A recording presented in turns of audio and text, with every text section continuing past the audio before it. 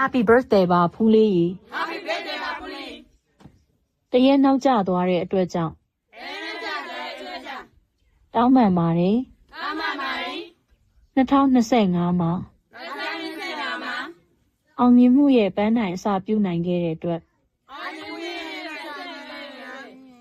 ဂုဏ်ယူပါတယ်